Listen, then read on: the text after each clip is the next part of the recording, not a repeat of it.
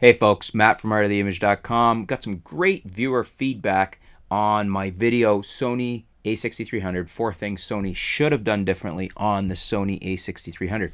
So a lot of good interaction, a lot of good feedback. This one's from Valkyrie743. I'm upset that they did not add a touchscreen to this. The lower end A51 has it for touch to focus. Why not for this? It would have been nice for people that like to do spot focus to be able to touch where they want to focus instead of having to manually change with the dial every time.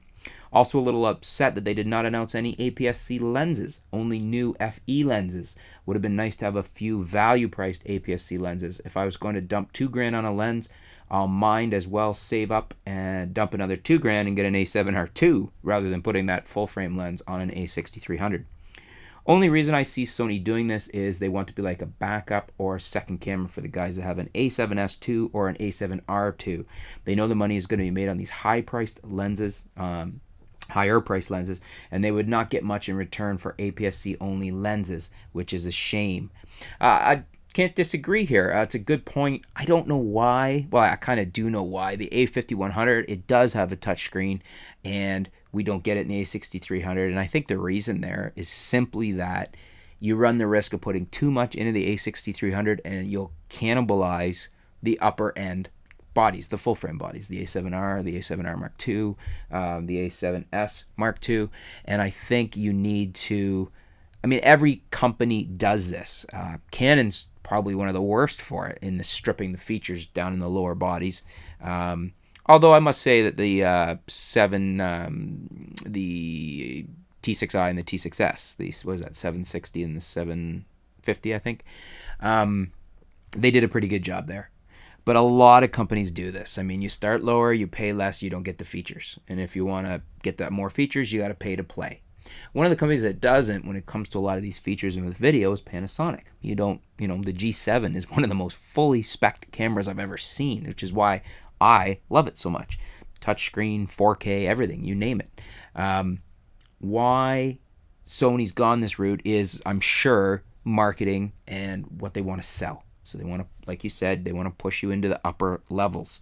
So it's disappointing, but you get it. I think they could have done the A6300 with, I think it could have had the built-in IBIS and a touchscreen, and it would have justified what I think is right now a little high price point, and it would have sold plenty to people who are in that bracket, and probably not really done much cannibalization to the people that wanted the full frame cameras, the upper level full frame camera. Because I think those people, they really probably want full frame, so that's why they're going to buy that.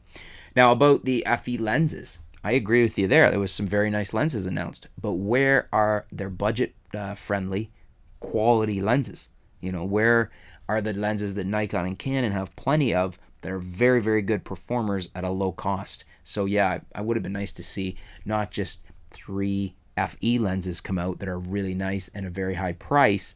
It would have been nice to see, even 1, 2, or 3 budget value lenses, like a new kit lens for that, the new 16-50 Mark II that solved a lot of the problems with quality and sharpness and everything else that I don't like about it.